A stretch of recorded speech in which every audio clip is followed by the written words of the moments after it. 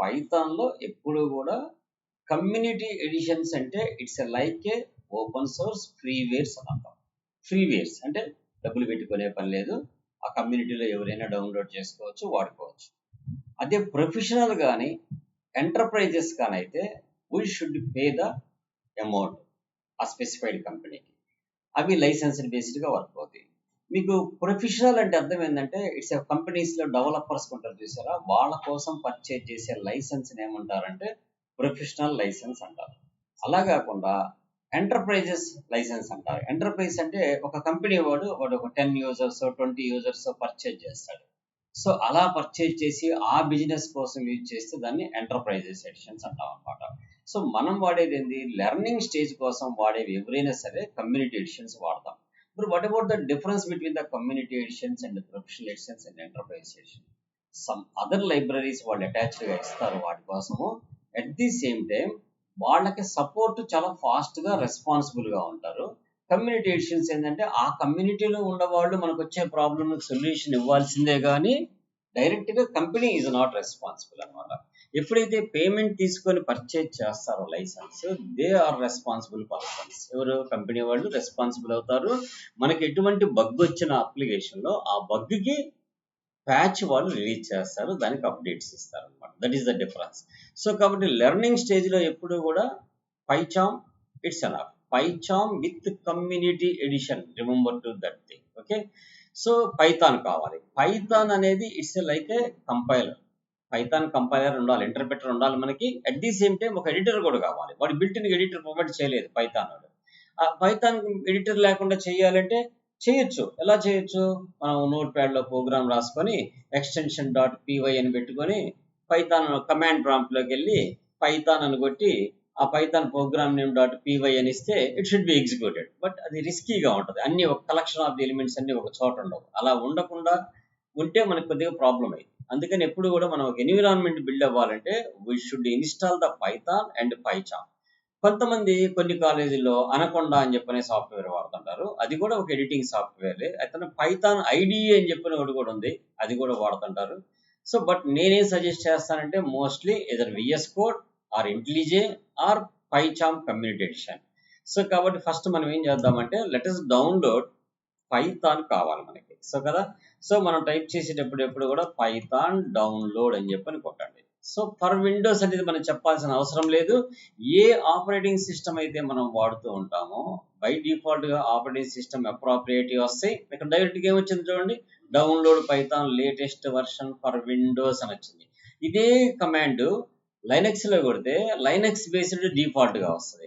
అదే కమాండ్ మనం మ్యాక్ బుక్లో కొడితే మ్యాక్ ఓఎస్ కరెక్ట్గా సెలెక్ట్ అయ్యి వస్తుంది. ఎందుకనంటే ఇప్పుడు వచ్చే బ్రౌజర్స్ అన్నింటిలో కూడా వాళ్ళు ఏం చేస్తున్నారంటే ప్రెజెంట్ మనం వాడుతున్న ఆపరేటింగ్ సిస్టమ్ ఏంది, దాని యొక్క ఆర్కిటెక్చర్ ఏంది, అంటే 64 బిట్టా 32 బిట్టా ఐడెంటిఫై చేసి మనకు అవసరమైంది వాళ్ళు ముందు ప్రయారిటీ కింద పెడుతున్నారు అనమాట. Even the VS code download చేసేటప్పుడు కూడా అలానే వస్తుంది.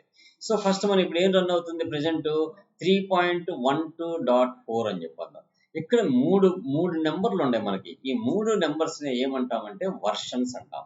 సో 3 అనేది వచ్చేసి మేజర్ వర్షన్ అంటాము, ఈ 12 అనే దాన్ని వచ్చేసి మైనర్ వర్షన్ అంటాము, ఈ 4 అనే దాన్ని ఏమంటామంటే ప్యాచ్ అంటాం, ప్యాచ్ వర్షన్ అంటాం. ప్యాచ్ వర్షన్ ఫస్ట్ 3.0 రిలీజ్ చేశాడు. ఈ ఇయర్ మొదట్లో 3.0 రిలీజ్ చేశాడు. ఒక్కొక్క కంపెనీ కొన్ని రూల్స్ ఫాలో అవుతుంటాయి. ఎలా ఫాలో అవుతుంటే ఎవ్రీ మంత్ ఒక రిలీజ్ చేస్తుంటారు, ఒక వర్షన్ రిలీజ్ చేస్తూ ఉంటారు. అంటే సబ్ వర్షన్స్. మెయిన్ వర్షన్ వచ్చేసి ఇయర్లీ వన్స్ రిలీజ్ చేస్తారు. ఈ ఇయర్ నేను 2.0తో స్టార్ట్ అయితే నెక్స్ట్ మంత్ 2.1, ఫిబ్రవరిలో 2.2, మార్చిలో 2.3 అట్లా రిలీజ్ చేస్తారు. అయితే 2.1లో రిలీజ్ చేసిన వాటిలో కొన్ని బగ్స్ వచ్చినాయి.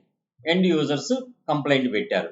ఆ కంప్లైంట్ పెట్టినప్పుడు ఆ బగ్స్ని ఫిక్స్ చేసి మనం రిలీజ్ చేసేదాన్ని ఏమంటామంటే ప్యాచ్ వర్షన్ అంటాం. అంటే 2.1లో ప్రాబ్లం వచ్చింది, దాన్ని ఫిక్స్ చేశారు, అప్పుడు 2.1.1 అంటాడు. ఇంకో 2 ప్రాబ్లమ్స్ వచ్చినాయి, అవి కూడా ఫిక్స్ చేశారు ఆ మంత్లో, అప్పుడు 2.1.2 అంటాడు. That is the patch version. Minor version, major version. Major version every ఇయర్కి ఒకసారి చేంజ్ చేస్తుంటారు. అది బేస్డ్ ఆన్ ద కంపెనీ, గుర్తుపెట్టుకోండి. It's not a restricted, based on the company it should be change, valid అవుతూ ఉంటాయి. ఒక్కొక్క కంపెనీ 6 నెలలకు ఒక మేజర్ వర్షన్ రిలీజ్ చేసింది, ఒక్కొక్క కంపెనీ 2 yearsకి ఒకసారి మేజర్ వర్షన్ రిలీజ్ చేసింది. సో కాబట్టి మేజర్ వర్షన్ అనేది ఒకసారి చేంజ్ అయ్యింది, దాంట్లో మైనర్ వర్షన్స్ షెడ్యూల్ పెట్టుకుంటారు వాళ్ళు. మే రిలీజ్ అని, జూన్ రిలీజ్ అని, ఆగస్ట్ రిలీజ్ అని, ఒక్కోళ్ళు ఎవ్రీ 2 months ఒకసారి రిలీజ్ చేస్తుంటారు. సో వాటిలో వచ్చే బగ్స్ ని ఫిక్స్ చేసినప్పుడు రిలీజ్ చేసే వాటిని ఏమంటారంటే ప్యాచెస్ అంటారు అనమాట. Okay, that is the minor version, major version, minor version, patch version. ఈ 3 నెంబర్లే అవి అనమాట. సో కాబట్టి 3.12.4 is the present running Python version. So let us click the download Python, then it should be downloaded. Very short, చిన్నదే కాబట్టి fast గా download అయిపోయింది మనకి. ఆ తర్వాత దాన్ని ఇన్స్టాల్ చేద్దాం. ఒక్క నిమిషం, స్క్రీన్ షేర్ చేశానే, చేయలేదా? So okay, yeah, very good, very good. Okay, so now it's okay. వచ్చిందమ్మా, షేరింగ్ వచ్చిందా? రాలేదా? అందరికి షేర్ ఇస్తే నీకెందుకు రా? ఓకే, నీ మొబైల్ స్లోగా ఉంది. ఓకే, డౌన్లోడ్ చేసాం మనం. నెక్స్ట్ ఏం డౌన్లోడ్ చేయాలి మనం? పైచామ్ కమ్యూనిటీ ఎడిషన్ డౌన్లోడ్ చేయాలి. సో ఇంకొక ట్యాబ్ తీసుకుందాం, ఇక్కడ సెర్చ్ కొడదాం. ఏమైనా కొడదామంటే పైచామ్ కమ్యూనిటీ ఎడిషన్ డౌన్లోడ్. ఆటోమేటిక్గా సజెషన్స్ వచ్చేస్తాయి కదా మనకి, దాన్ని క్లిక్ చేసుకుందాం. ఇక్కడ కమ్యూనిటీ ఎడిషన్ ఎక్కడైతే ఉందో మనం చూసుకొని, ఇది PyCharm community editions. Okay, professional versus community అన్నాడు, కింద వచ్చేసి పైచామ్ అన్నాడు. కానీ ఇది సాఫ్ట్రానికా అనేవాడు దానిలో లింక్. ఇది దీన్ని ఎప్పుడు మనం ఓపెన్ చేసుకోకూడదు, గుర్తుపెట్టుకోండి. జెట్ బ్రెయిన్స్ లో నుంచే మనం ఇన్స్టాల్ చేసుకోవాలి ఏది చేసినా కానీ. జెట్ బ్రెయిన్స్ అనేది పైచామ్ వాడదు అనమాట. సో కాబట్టి మనం ఏం చేయాలి, లోపలికి వెళ్ళిన తర్వాత కమ్యూనిటీ ఎడిషన్ తీసుకోవాలి. ఇక్కడ నేను జెట్ బ్రెయిన్స్ కమ్యూనిటీ ఎడిషన్ మీద క్లిక్ చేశాను, ఈ సబ్ లింక్ మీద. ఈ సబ్ లింక్ మీద క్లిక్ చేసినప్పుడు ఏమైంది, ఎగ్జాక్ట్లీ దాని దగ్గరికి వెళ్ళిపోయింది, ఆ కమ్యూనిటీ ఎడిషన్ దగ్గరికి వెళ్ళిపోయింది. ఇక్కడ కమ్యూనిటీ ఎడిషన్ వచ్చిన తర్వాత మనకి ఇక్కడ ఏమొచ్చింది, యాక్సెప్ట్ ఆల్ అన్నాం, కుకీస్ అడిగింది, యాక్సెప్ట్ చేసాం. ఇక్కడ కింద మనకి కమ్యూనిటీ ఎడిషన్స్ డౌన్లోడ్కి ఎక్కడ లింక్ ఇచ్చాడో లేదో చూడండి. ప్రైవసీ HTML ఇచ్చాడు, లైసెన్స్ ఇచ్చాడు, బండిల్ ప్లగ్ఇన్ ఇచ్చాడు, పీడిఎఫ్ ఇక్కడ డౌన్లోడ్స్లో Microsoft Word document, PDF document ఇచ్చాడు, బట్ డౌన్లోడ్ ఇవ్వలేదు. సో కాబట్టి మనకి ఎడ్యుకేషన్ సొల్యూషన్ కింద మనకి కమ్యూనిటీ అని చెప్పిన ఒకటి ఇచ్చారు చూడండి. ఇక్కడ లింక్ కమ్యూనిటీలో academic license, open source partnership. So this is not a proper link. Let's get back, మనం బ్యాక్ వెళ్ళిపోదాం. సో అదర్ వర్షన్స్ పైచామ్ అని చెప్పని పెట్టాడు, మేబీ దీంట్లో కమ్యూనిటీ ఎడిషన్ ఉంటుంది. Yes, this is the community editions and this is the professional editions. ఈ community editions లో ఇక్కడ లైనెక్స్ ఉంది, అది టార్ ఫైల్ ఉంది, అట్లనే tar.gz ఉంది, లైనెక్స్ 64 బిట్. ఇక్కడ విండోస్ ఉంది మనకి, ఈ విండోస్ అప్లికేషన్ మనకు కావాలి. సో కాబట్టి దీని మీద క్లిక్ చేసుకుందాం. ఆటోమేటిక్ ఇప్పుడు పైచామ్ కూడా డౌన్లోడ్ అయిపోయింది. అంటే మనకు కావాల్సిన ప్రీ రిక్వెస్ట్ 2 డౌన్లోడ్ అయిపోయినాయి. ఇవి ఎక్కడ డౌన్లోడ్ అవుతాయి? బై డిఫాల్ట్ గా మన సిస్టంలో డౌన్లోడ్స్ అనే ఫోల్డర్లో డౌన్లోడ్ అవుతాయి. ఎక్కడ డౌన్లోడ్స్ అనేది, ఇది కూడా డౌన్లోడ్ అయ్యే లోపు మనం ఏం చేయొచ్చు, పైథాన్ని ఇన్స్టాల్ చేసేసుకోవచ్చు. నేను ఈ లోపు ఏం చేస్తానంటే దీన్ని మినిమైజ్ చేసేసుకుంటున్నాను, మై పీసీలోకి వెళ్తున్నాను. మై పీసీలో ఇక్కడ డౌన్లోడ్స్కి వెళ్తున్నాను. ఈ డౌన్లోడ్స్లో ఆల్రెడీ పైథాన్ డౌన్లోడ్ అయిపోయింది. ఈ పైథాన్ మీద రైట్ క్లిక్ చేసి రన్ యాజ్ అడ్మినిస్ట్రేటర్ అంటాం. What is the difference between the run as administrator, directly open చేసినా ఇన్స్టాల్ అయితే, అక్కడ డైరెక్ట్లీ ఓపెన్ అని కొట్టినా, రన్ యాజ్ అడ్మినిస్ట్రేటర్ కొట్టినా ఇన్స్టాల్ అయితే. What is the difference between? For example, మీ ఇంట్లో 2 బ్రదర్స్ సిస్టర్స్ ఉన్నారు, ఇద్దరు ఆ సిస్టర్ని ఆపరేట్ చేసుకోవాలి. అలా ఆపరేట్ చేసేటప్పుడు ఒకళ్ళ యూజర్ తోటి ఇంకొక యూజర్ ఇంటరాక్ట్ అయితే ప్రాబ్లం అని చెప్పి 2 యూజర్స్ క్రియేట్ చేసుకున్నారు. ఇద్దరు చెరో పాస్వర్డ్ పెట్టుకున్నారు. వీళ్ళు లాగిన్ అయ్యేటప్పుడు ఈ యూజర్లో పనిచేస్తారు, వాళ్ళు లాగిన్ అయ్యేటప్పుడు ఆ యూజర్లో పనిచేస్తారు. జనరల్గా ఓపెన్ తోటి ఇన్స్టాల్ చేసినప్పుడు ఏమైందంటే, ఏ యూజర్లో అయితే ఇన్స్టాల్ చేస్తారో ఆ యూజర్ వరకే ఆ అప్లికేషన్ ఎగ్జిక్యూట్ అయింది. అర్థమవుతుందా? అలా కాకుండా రన్ యాజ్ అన్ అడ్మినిస్ట్రేటర్ అని చెప్పి ఇన్స్టాల్ చేస్తే any user can access that application. ఆ సిస్టంలో ఎంతమంది యూజర్స్ అయితే క్రియేట్ చేసుకుంటారో అంతమంది కూడా యాక్సెస్ చేసుకునే రైట్స్ అడ్మినిస్ట్రేటర్ ఒక్కడికే ఉంటాయి. సో కాబట్టి ఎప్పుడు కూడా విండోస్ 7 కాడి నుంచి 8 కాడి నుంచి 10 కాడి నుంచి 11 దాకా ఏదన్నా ఒక అప్లికేషన్ డిఫరెంట్ యూజర్స్లో పని చేయాలి అంటే we should install run as administrator. మనకేంటంటే బ్లెండర్గా డబుల్ టైం క్లిక్ చేయడం, నెక్స్ట్ ఓకే కొట్టేయడం అలవాటు. అలా కొట్టినప్పుడు ఏమైందంటే అదర్ డేటా వాటిల్లో మనకి వర్క్ చేయదు. అదర్ సిస్టంలోకి వెళ్తే మనకి పనిచేయదు, అదర్ యూజర్లోకి వెళ్తే ఎందుకు పనిచేయదు అంటే that's only reason of that. అర్థమైందా? కూర్చో అందరం కూర్చో. సో లెట్స్ ఇప్పుడు ఏం చేద్దాం, మనం రన్ యాజ్ అడ్మినిస్ట్రేటర్ అని చెప్పి క్లిక్ చేద్దాం. రన్ యాజ్ అడ్మినిస్ట్రేటర్ క్లిక్ చేయగలే ఎస్, ఆటోమేటిక్గా స్క్రీన్ బ్లాక్ అయింది చూసారా. ఎప్పుడు కూడా అడ్మినిస్ట్రేటర్ రైట్స్తో ఓపెన్ చేసేటప్పుడే బ్యాక్ ఎండ్ బ్లాక్ అయింది. సో లెస్ ఎస్ కొట్టేద్దాం. Now installation should be start. ఇక్కడ మీకు use admin privileges when you install in the పై అని చెప్పండి. సో ఆల్రెడీ డిఫాల్ట్గా ఉంటుంది. ఇక్కడ ఇది టిక్కు మటుకు పెట్టండి. Add Python dot exe to path అంటే పాత్లోకి ఈ పైథాన్ డాట్ ఈఎక్సి పాత్ కూడా యాడ్ చేయండి అని అర్థం. యాడ్ చేసిన వల్ల బెనిఫిట్ ఏంది, యాడ్ చేయకపోతే బెనిఫిట్ ఏంది. యాడ్ చేయకపోతే ఆ ఫైల్ ఎక్కడైతే ఉందో అక్కడికి వెళ్ళి పనిచేస్తేనే పైథాన్ పనిచేసింది. యాడ్ చేస్తే మీరు ఏ ఫోల్డర్ క్రియేట్ చేసుకొని అక్కడ రన్ చేసినా కానీ పైథాన్ ఎక్స్పోర్ట్. ఎందుకంటే globally it should be apply the path అనమాట. సో అందుకని పాత్ చేయండి. పైన వచ్చేసి ఇన్స్టాల్ నవ్కి వెళ్ళండి. That is the recommended. No need of to customized installation. Install now మీద క్లిక్ చేయండి. ఆటోమేటిక్గా పైథాన్ ఇన్స్టాల్ అయిపోయింది. కమ్యూనిటీ కూడా డౌన్లోడ్ అయిపోయింది. Now we can install to community also. It's a small Python అనేది చిన్నదే అప్లికేషన్, పెద్దగా టైం ఏమి తీసుకోదు. It takes 1 or 2 minutes లోపు అయిపోయింది. Then we can also install the community edition. This is the core compiler and this is the editing tool, editing software Python community అనేది. నేను మీకు డిఫరెంట్ ఎడిటర్లో చూపిస్తాను. ఫస్ట్ నేను పైచామ్లో అలవాటు చేసి మీకు, తర్వాత VS కోడ్లో రన్ చేసి చూపిస్తాను మీకు, అలానే ఇంటెలిజే కూడా ఇన్స్టాల్ చేసి చూపిస్తాను మీకు. Don't worry. Let's once install we can go with PyCharm community. ఎప్పుడు కూడా రిలేటెడ్ సాఫ్ట్వేర్స్ ఇన్స్టాల్ చేసేటప్పుడు 2-3 ఒకేసారి ఇన్స్టాల్ చేయడానికి ట్రై చేయబాకండి. ఎందుకంటే డిపెండెన్సీస్ ఉంటాయి కొన్ని. అప్పుడు ఆ పాత్ ఇప్పుడు ఏంటంటే PyCharm ఇన్స్టాల్ చేసే ముందు పైథాన్ ఇన్స్టాల్ అయ్యి ఉంటే దాని యొక్క పాత్ని అదే ఎత్తుక్కొని తీసుకొని వస్తుంది. అలా కాకుండా మీరు ముందు PyCharm ఇన్స్టాల్ చేసేసి తర్వాత పైథాన్ ఇన్స్టాల్ చేస్తే ప్రాజెక్ట్ క్రియేట్ చేసేటప్పుడల్లా ఆ పైథాన్ ఎక్కడుందో నాకు చూపించని అడుగుతుంటుంది. ఎందుకంటే because of while installation time the Python is not existing on that system. That's why దానికి పాత్ తెలియదు బాబు. Then it will be ask every time.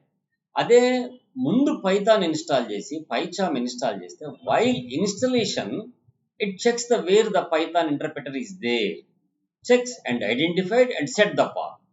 So కాబట్టి మనకి ఇష్యూ అనేది ఉండదు అనమాట. So okay, let's close that. అయిపోయింది, పైథాన్ అయిపోయింది.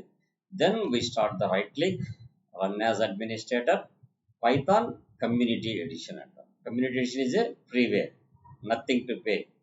ఎన్నాళ్ళైనా మనం వాడుకోవచ్చు. అదే ప్రొఫెషనల్ కానీ ఎంటర్ప్రైజ్ కానీ డౌన్లోడ్ చేసి ఇన్స్టాల్ చేస్తే we must use 1 month only. After that we should pay చేయాలి, లేకపోతే మళ్ళీ అన్ఇన్స్టాల్ చేయాలి. మళ్ళీ అన్ఇన్స్టాల్ చేసి మీ సిస్టంలో ఇన్స్టాల్ చేసినా కానీ మీ 30 days టైం అయిపోయిందనే చెప్పింది. ఎందుకంటే మీ సిస్టమ్ యొక్క రిజిస్ట్రీలో అది నోట్ చేసుకోవాలి ఉంటుంది అనమాట. మళ్ళీ ఫార్మాట్ చేసి ఓఎస్ తీసేసి చేస్తే కానీ మీకు 30 days పనిచేయదు అన్నమాట. అందుకని ఆ రిస్క్ అంతా లేకుండా ఉండాలంటే better to community edition.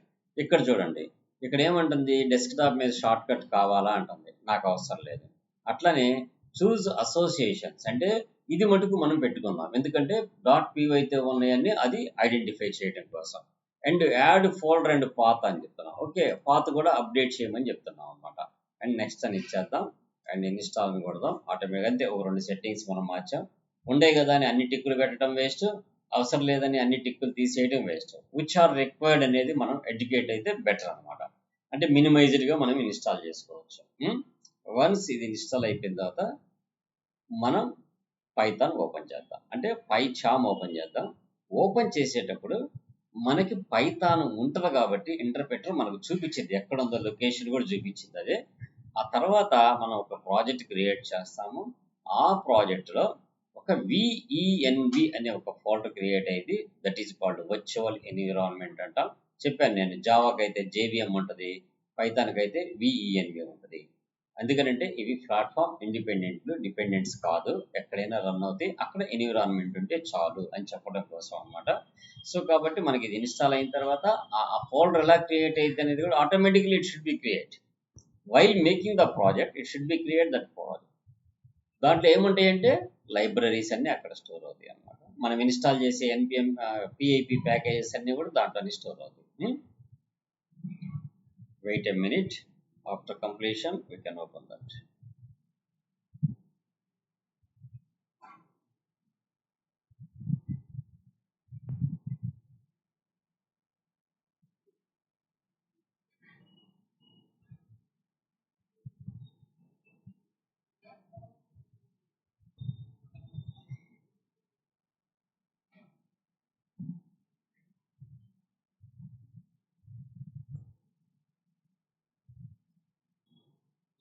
First మన సిస్టమ్స్లో ఈ రెండు ఎగ్జిస్ట్ అయ్యి ఉండాలి. Then only we can practise. నేను అన్నిట్లో సెటప్ చేసి పెడతాను. రేపు సండే, మండే నుంచి మీరు ల్యాబ్ స్టార్ట్ చేసుకున్నారు. ఆల్రెడీ ఇక్కడ డెస్క్టాప్లు అన్నింటిలో పైథాన్ ఉంది. Mahesh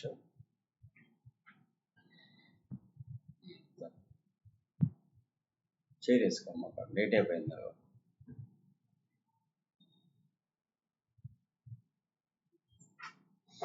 okay, I want to manually reboot later అని చెప్పని ఫినిష్ ఇచ్చేసాను. Now I want to make Python project. ఏం చేయాలి? ఒక పైథాన్ ప్రాజెక్ట్ నేను క్రియేట్ చేయాలి.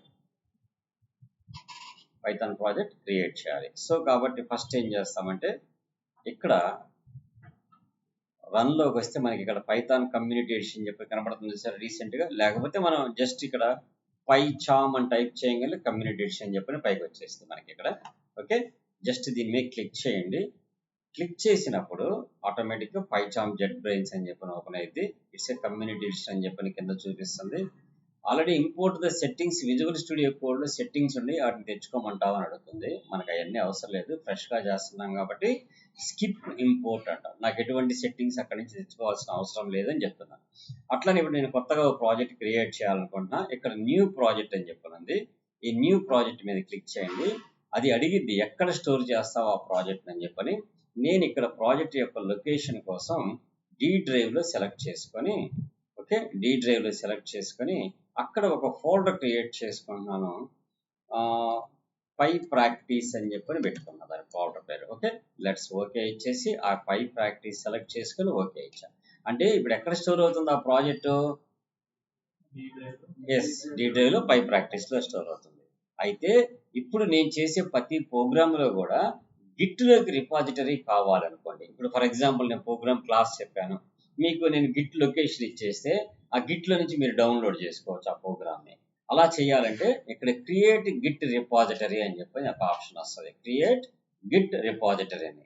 తర్వాత ఇక్కడ ఇంటర్ప్రిటర్ ఏం వాడుతున్నాం అని చెప్తుంది. ప్రాజెక్ట్ ఈఎన్వి అని చెప్పాం కదా, విఈఎన్వి వర్చువల్ ఎన్విరాన్మెంట్ ఇంటర్ప్రిటర్ టైప్ అనమాట. సో పైథాన్ వర్షన్ ఎక్కడుందని చెప్తుంది. యూజర్స్లో, నా యూజర్ నేమ్లో, యాప్ డేటాలో, లోకల్స్లో, ప్రోగ్రామ్స్లో, పైథాన్లో పైథాన్ 3.1.2 ఇంటర్ప్రిటర్ ఇక్కడ ఉందంట. అదే ఫైండ్ అవుట్ చేసింది చూసారా. ఇన్ కేస్ ముందు పైథాన్ ఇన్స్టాల్ చేయకపోతే ఈ ప్రాబ్లం రైజ్ అయింది అనమాట. అప్పుడు మనం మళ్ళీ బ్రౌజ్ చేసి ఆ పైథాన్ ఇంటర్ప్రిటర్ ఎక్కడ ఉందో చెప్పాల్సి వస్తుంది. ఇప్పుడు అవసరం లేదు మనకి. ఇప్పుడు నేనేం చేశాను, క్రియేట్ ద గిట్ రిపాజిటరీ కూడా పెట్టేశాను. Then create. మీరు మటుకు గిట్ రిపాజిటరీ పెట్టుకోబాకండి, ఎందుకంటే మీకు అందరికీ గిట్ రిపాజిటరీస్ ఉండవు కాబట్టి. ఓకే, నేను తర్వాత చెప్తాను. నేను చెప్పే ప్రోగ్రామ్స్ అన్ని గిట్లోకి వెళ్ళటం కోసం నేను పెట్టాను ఇప్పుడు మీకు. Okay, that's fine. అయిపోయింది, ప్రాజెక్ట్ క్రియేట్ అయిపోయింది, గిట్ ఇనిషియలైజేషన్ కూడా అయిపోయింది. ఇక్కడ గిట్లోకి ఏమి ఇప్పుడు ప్రాజెక్ట్ స్ట్రక్చర్ వచ్చింది చూడండి. ఇక్కడ ఏమేమి వచ్చింది, విఈఎన్వి అనే ఒక ఫోల్డర్ వచ్చింది, ఎక్స్టర్నల్ లైబ్రరీస్ అనేసి ఒక ఫోల్డర్ వచ్చింది. ఓకే, ఈ ఎక్స్టర్నల్ లైబ్రరీస్లో ఏముంటాయి అంటే పైథాన్కి సంబంధించిన environment, binary files, DLLs, library files, దాని యొక్క లైబ్రరీ రూట్ ఫైల్స్ అన్ని దీంట్లో ఉంటాయి. వీటన్నిటితో మనకు అవసరం లేదు, జనరల్గా చెప్తున్నాను. ఈ విఎన్విలోకి వెళ్తే ఈ ప్రాజెక్టుకి సంబంధించిన లైబ్రరీస్, స్క్రిప్ట్స్ ఇక్కడ జనరేట్ అవుతాయి. ఇక్కడ మీకు పైథాన్ environment.config అని చెప్పిన ఒక ఫైల్ ఉంటుంది. దీన్ని డబుల్ టైం క్లిక్ చేస్తే ఇక్కడ మీకు ఆ కాన్ఫిగరేషన్ అంతా కనపడుతుంది అనమాట.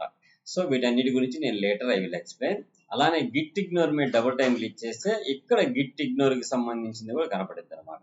అంటే ఏమేమి ఫైల్స్ గిట్లోకి వెళ్లకుండా మనం ఆపాలనుకుంటామో వాటన్నిటిని కూడా ఇక్కడ మనం మెన్షన్ చేస్తాం. Then it should not be upload the git అనమాట. సో ఓకే, ఇది మొత్తం మనం పైథాన్ ఇన్స్టాల్ చేసాము. పైథాన్ ఇప్పుడు మనం ఏదన్నా ఒక ప్రోగ్రామ్ రాయాలంటే how you can write the program.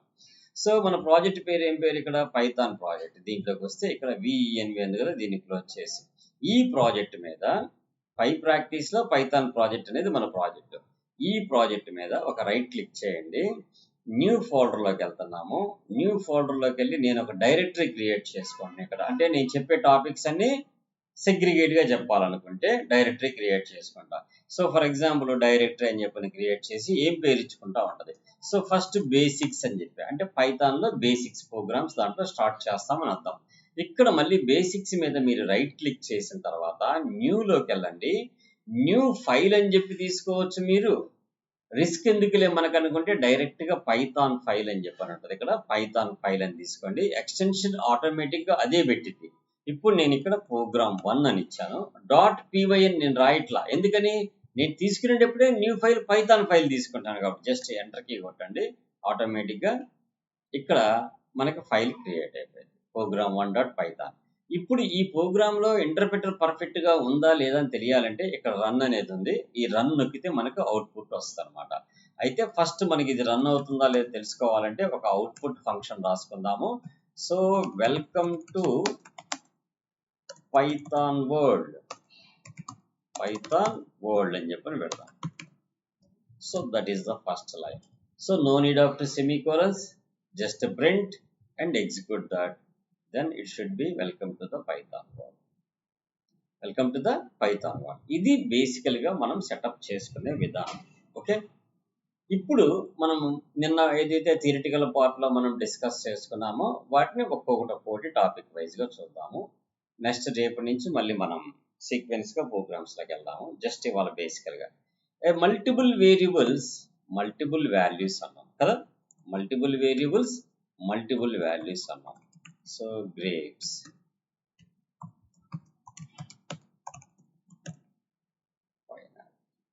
So ఇక్కడ నేను జూమ్ చేయాలనుకుంటే కంట్రోల్ ప్రెస్ చేస్తున్నా, కంట్రోల్ మైనస్ చేస్తున్నా, జూమ్ కావట్లేదు. కంట్రోల్ ప్లస్ కొడితే ఏమన్నా అవుతుందంటే అది కావట్లేదు. అటువంటప్పుడు మనం ఇక్కడ ఏదన్నా ఒక దాన్ని మనం సెట్ చేసుకోవాలంటే ఈ సెట్టింగ్స్ లోకి వెళ్ళి ఏం చేయాలి, సెట్టింగ్స్ లోకి వెళ్ళి ఇక్కడ మీరు ZOOM జూమ్ అని టైప్ చేస్తే ఇక్కడ జూమ్ అనేది వచ్చింది చూసారా. ఈ జూమ్ లో కింద ఏముంది, కస్టమ్ జూమ్ అని చెప్పిన కూడా ఉంది. ఇక్కడ ఏముంది, కస్టమ్ జూమ్ అని ఉంది. So use contract scroll bars ఉంది, ఏందమ్మా ఉందా ఇక్కడ, కస్టమ్ జూమ్ ఉందా. ఇక్కడ కస్టమ్ ఫాంట్ సైజ్ పెట్టుకొని మనకి ఎంత ఫాంట్ కావాలంటే అంత ఫాంట్ మనం ఇంక్రీజ్ చేసుకోవచ్చు, డిక్రీజ్ చేసుకోవచ్చు, ఫాంట్ సైజ్ పెట్టుకోవచ్చు. ఆల్ట్ షిఫ్ట్ ప్లస్ కొట్టినా కానీ, ఆల్ట్ షిఫ్ట్ మైనస్ కొట్టినా కానీ ఆటోమేటిక్గా జూమ్ పర్సంటేజ్ మార్చుకోవచ్చు. ఇవి కాకుండా ఇంకా జూమ్కి ఏమన్నా options scroll in scroll out ఏమన్నా వస్తుందా అని చెప్పి అనేది కూడా మనం చెక్ చేసుకుందాము. సో ఇక్కడ ఏమొచ్చింది, సింక్ విత్ ఓఎస్ అంది, dark default model, appearance and behaviour. ఎడిటర్లోకి వెళ్తే ఎడిటర్లో ఇక్కడ కంట్రోల్ ప్లస్ మౌస్ వీల్ అనే ఆప్షన్ చూసారా, అది కూడా టెక్ పెట్టుకోండి. ఆటోమేటిక్గా మనం మౌస్ వీల్ని జరిపినప్పుడు ఆటోమేటిక్గా స్క్రోల్ అవుట్ స్క్రోల్ ఇన్ అయితే. ఇప్పుడు చూడండి, నేను కంట్రోల్ కీ పట్టుకొని స్క్రీన్ సైజ్ పెంచుకోవచ్చు, కంట్రోల్ కీ తోటి స్క్రీన్ సైజ్ తగ్గించుకోవచ్చు. Now we can increase. ఇప్పుడు మనం దీన్ని మల్టిపుల్ వేరియబుల్స్ మల్టిపుల్ వాల్యూస్. ఇప్పుడు మనం ప్రింట్ ఎక్స్ అని చెప్పంటే ఎక్స్ ప్రింట్ అవ్వాలి, ప్రింట్ వై అంటే వై ప్రింట్ అవ్వాలి, అలానే ప్రింట్ XY ఎక్స్ అని పెట్టామా, ఇట్స్ జెడ్ అని పెట్టాలి. మళ్ళీ మల్టిపుల్ వేరియబుల్ వస్తే అక్కడ ఆల్రెడీ సింటాక్స్ మిస్టేక్ అని చెప్తుంది, దెన్ జెడ్ పెట్టేయండి. ఇక్కడ మీకు కామాల తర్వాత సమ్ ఎర్రర్ చూపిస్తుంది. ఎందుకు చూపిస్తుంది అంటే ఆ కామా తర్వాత ఎప్పుడు కూడా స్పేస్ ఉండాలి అనేది సింబాలిక్ అనమాట. స్పేస్ ఇస్తే ఆటోమేటిక్గా ఆ ప్రాబ్లం అనేది అవాయిడ్ అయిపోయింది. సో అంత నీట్గా మనం స్పేస్లు ఇచ్చి మరీ చేయక్కర్లేదు, it should B works. But అది మనకి చెప్తుంటది మీరు అలా నీట్గా రాస్తే బెటర్ అని చెప్పని చెప్తుంటది. ఓకే, దెన్ ఎగ్జిక్యూట్ చేస్తే మనకి అవుట్పుట్ కింద యాపిల్స్, గ్రేప్స్, పైనాపిల్ సపరేట్ అయిపోయి వచ్చేసినాయి. So multiple variables single value అనేది కూడా తర్వాత కాన్సెప్ట్ అనుకున్నాం. అది ఎలా, A = B = C = 45 అని ఇచ్చాం. ఇప్పుడు మనం ప్రింట్ A అంటే 45 ప్రింట్ అయింది, అలానే ప్రింట్ B అంటే 45 ప్రింట్ అయింది, ప్రింట్ C అన్నా కూడా 45 ప్రింట్ అయింది. ఈ ఆపరేటర్స్ ఏవైతే వాడతామో వాటికి ముందు వెనక స్పేసెస్ ఇవ్వకపోతే అది జస్ట్ ఒక కామెంట్ మనకు చెప్తా ఉంటుంది, హింట్ లాగా. మనం దాన్ని పట్టించుకోవాల్సిన అవసరం లేదు, ఇవ్వకపోయినా ప్రాబ్లం లేదు. 3 45 ప్రింట్ అయ్యా, ఎందుకని మల్టిపుల్ వేరియబుల్ సింగిల్ వాల్యూ. ఇదేంటి, multiple variable and multiple values assign చేసేటప్పుడు ఇది చెప్పేటప్పుడు మనం బగ్గు చెప్పాం. 3టికి 2 ఇచ్చినప్పుడు 3టికి 2 ఇస్తే ఇట్ షుడ్ బి బగ్ వస్తుంది. కంపల్సరీ ఎన్ని అయితే మనం అక్కడ ప్రొవైడ్ చేస్తామో అన్ని ఇక్కడ వేరియబుల్స్ ఇవ్వాలి, that should be remember. Okay, ఇది బేసిక్గా. అండ్ నెక్స్ట్ ఇంకోటి ఏం చెప్పుకున్నాము, ర్యాండమ్ నెంబర్ని ప్రింట్ చేయొచ్చు అని చెప్పుకున్నాం. ఏం చేయొచ్చు, random number.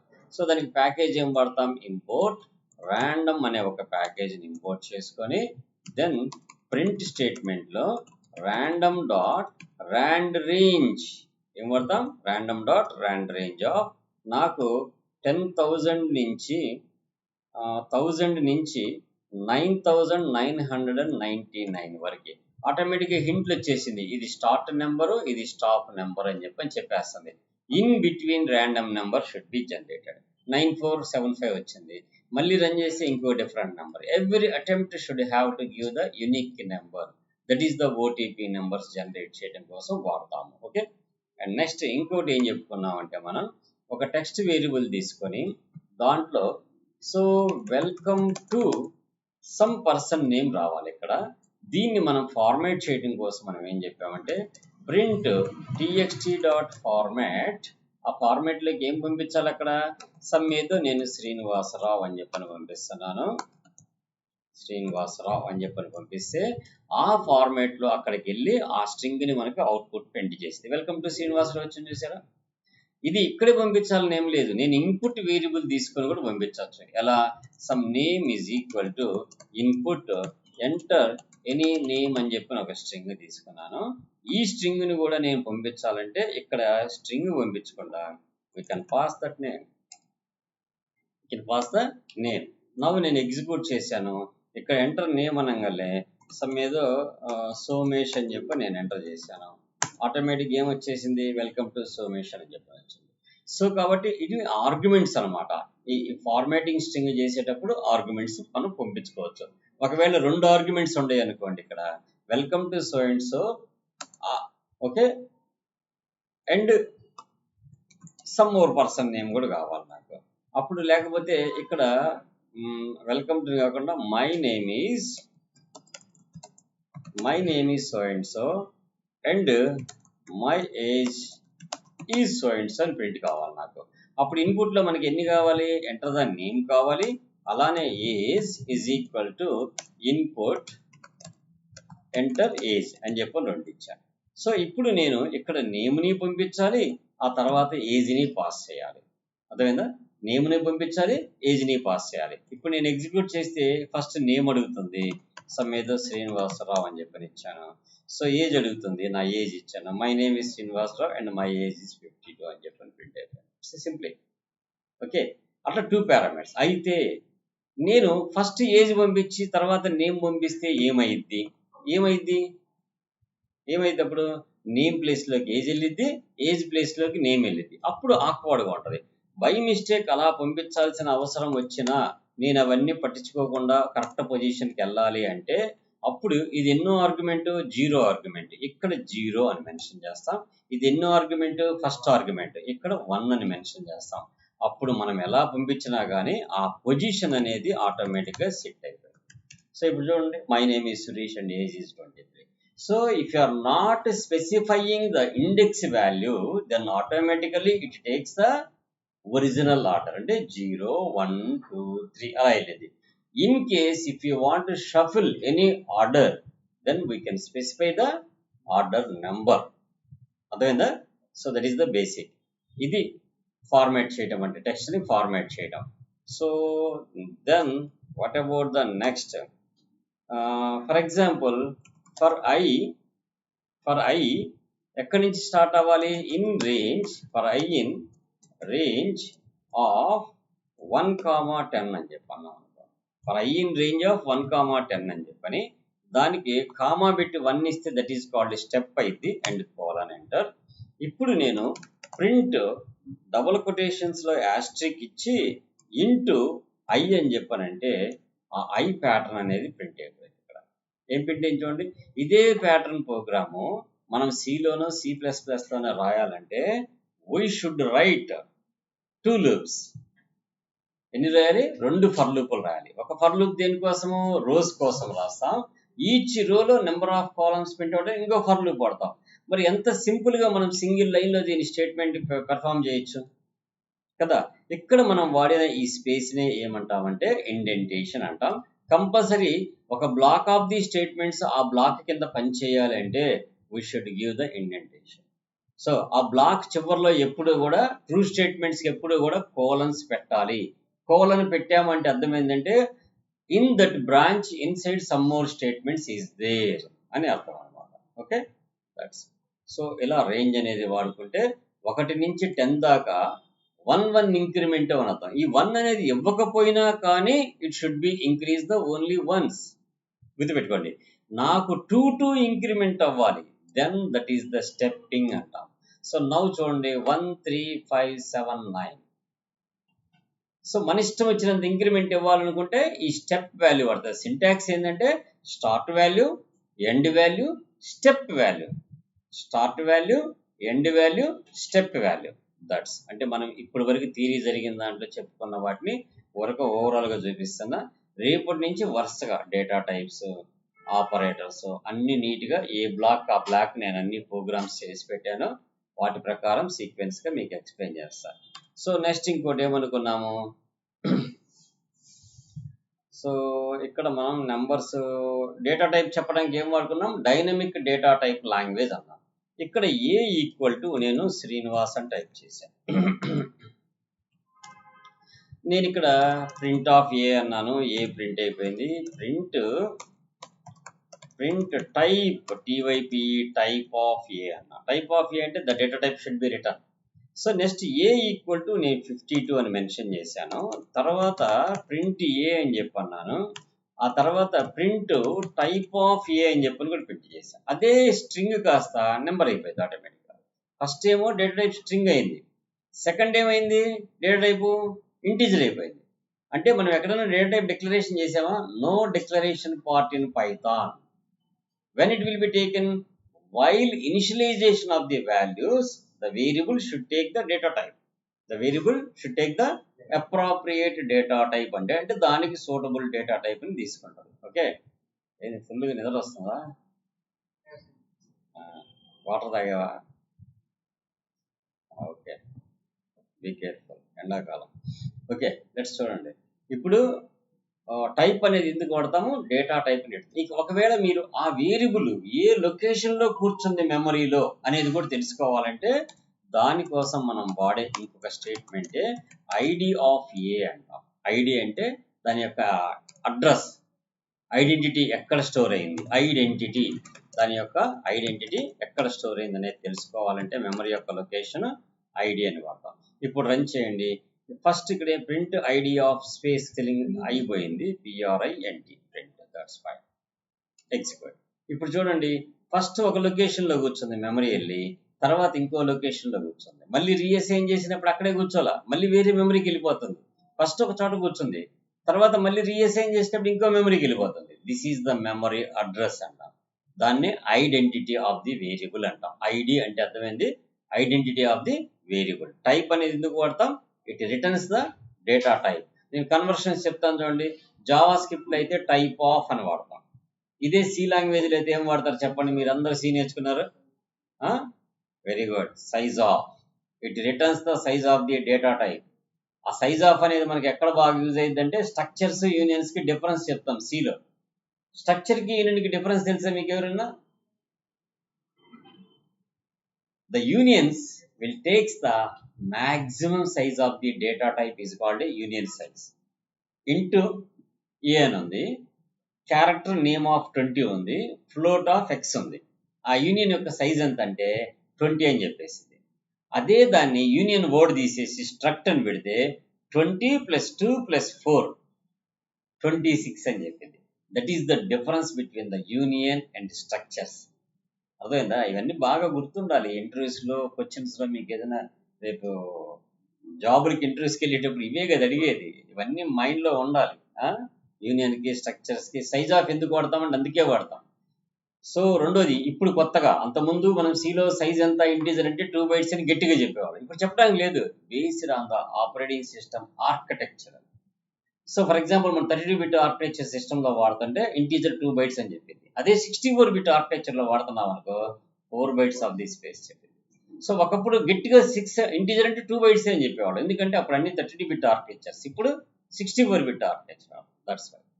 So this is the topic. ఈరోజు ఈ టాపిక్ ఇంతటితో క్లోజ్ చేద్దాం. నేను మీకు చెప్పబోయే టాపిక్స్ నేను ఎలా సెగ్రిగేట్ చేశానో కూడా చూపిస్తాను. మీకు ఆల్రెడీ సిలబస్ మొత్తం నేను రెడీ చేసి పెట్టాను, ఇది పైథాన్ వరకు. ఆ తర్వాత మిగతావి కూడా చెప్తాను, మిగతా సిలబస్ అంతా కూడా. But about the Python, where is the Python classes? I have to segregated the all topics. చూడండి ఇక్కడ ఇంట్రడక్షన్ ఆఫ్ ది పైథాన్, దీంట్లో సమ్ ప్రోగ్రామ్స్ ఉంటాయి. Data types, variables, operators, conditional statements కనబడుతున్నాయా? నేను జూమ్ చేస్తున్నా కొద్దిగా. So okay, now introduction, data types, variables, operators, conditional operators, collections. Okay, then slices, string slices, ఆ తర్వాత లూప్స్, ఫంక్షన్స్, లాంబ్డా ఎక్స్ప్రెషన్స్, ఆ తర్వాత modules, OOPs concepts, classes, inheritance, polymorphism, then iterators, exception handling, then multi threading. After that file processing, file ఎలా create చేయాలి, delete చేయాలి, update చేయాలి, ఎలా read చేయాలి, రీడ్ బై లైన్ ఎలా చేయాలి, రీడ్ బై క్యారెక్టర్ ఎలా చేయాలి, read by range of the characters ఎలా రీడ్ చేయాలి. అలానే పైథాన్ విత్ డేటాబేస్ ఇంటిగ్రేషన్, ఈ దీంట్లో ఒక 11 ప్రోగ్రామ్స్ దాకా వస్తాయి.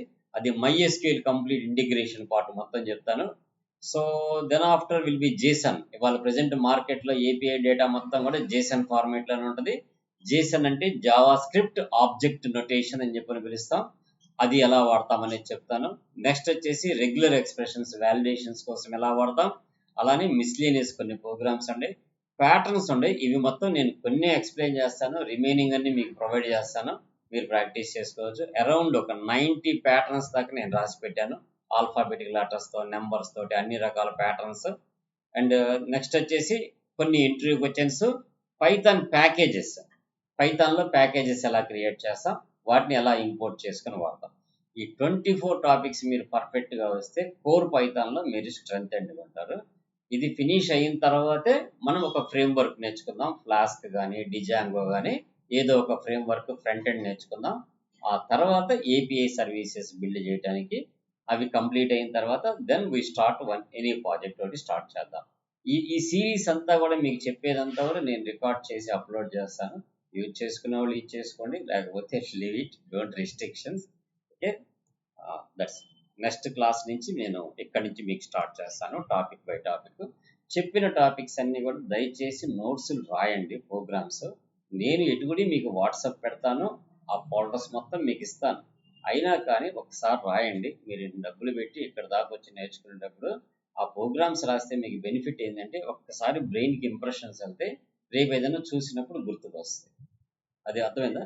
దట్స్, అది మటు గుర్తుపెట్టుకోండి. సో మనం మీ క్లాసు మండే, ఇక ల్యాబ్, మీరు మండే నుంచి ల్యాబ్ స్టార్ట్ చేద్దరు. మీరు 9కి వస్తే నాకు కనపడండి, నేను సిస్టమ్ ఇస్తాను, అక్కడ చైర్స్ వేసుకొని కూర్చోండి. ఒకవేళ ఆ సిస్టమ్ టైట్గా ఉంటే ఫస్ట్ హాఫ్ అన్ అవర్ మటుకు వెయిట్ చేయండి. మన క్లాస్ అయిపోయిన తర్వాత వాళ్ళందరూ వెళ్ళిపోతారు. Let's all systems are free. Then systems, laptops మీరు వాడుకుంటారు. ఓకేనమ్మా? So let us leave. Today class is closed. Tomorrow onwards we start the lab with all programs. Okay? ఒక్కొక్క టాపిక్ చెప్తాను, ఒక్కొక్క టాపిక్ సంబంధించిన ప్రోగ్రామ్స్ అన్ని ఎక్స్ప్లెయిన్ చేస్తాను. సో